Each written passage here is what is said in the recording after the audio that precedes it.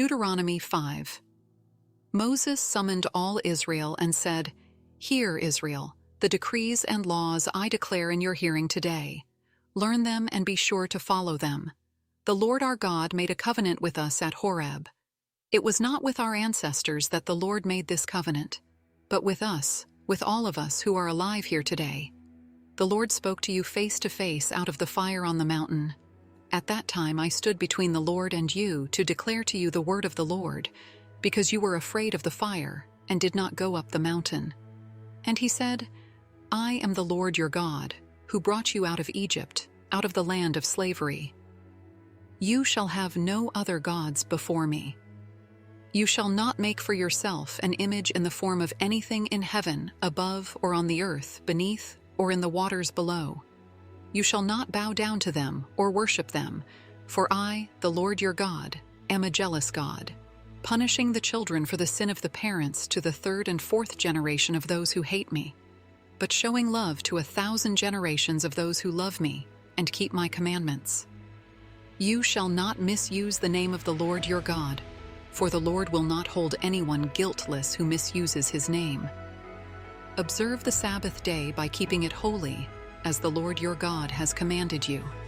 6 days you shall labor and do all your work, but the seventh day is a Sabbath to the Lord your God.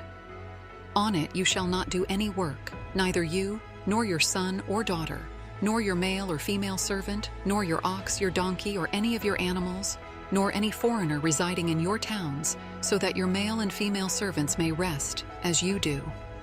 Remember that you were slaves in Egypt, and that the Lord your God brought you out of there with a mighty hand and an outstretched arm.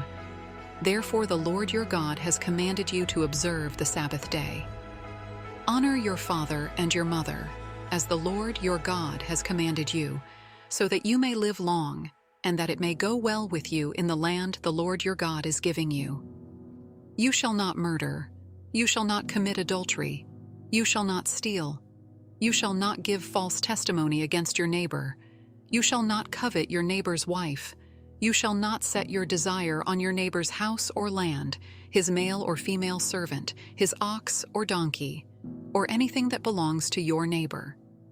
These are the commandments the Lord proclaimed in a loud voice to your whole assembly, there on the mountain, from out of the fire, the cloud, and the deep darkness.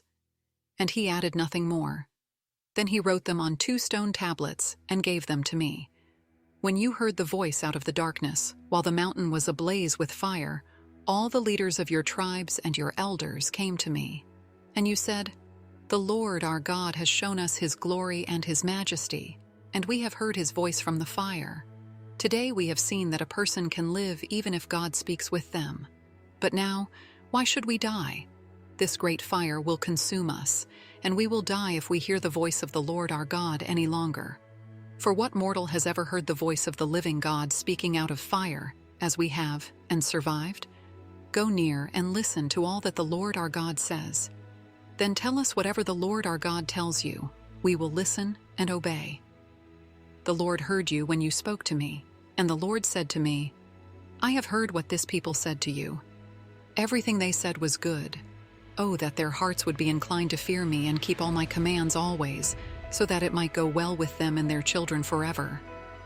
Go, tell them to return to their tents, but you stay here with me, so that I may give you all the commands, decrees, and laws you are to teach them to follow in the land I am giving them to possess.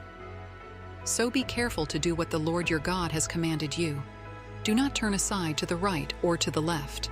Walk in obedience to all that the Lord your God has commanded you, so that you may live and prosper and prolong your days in the land that you will possess.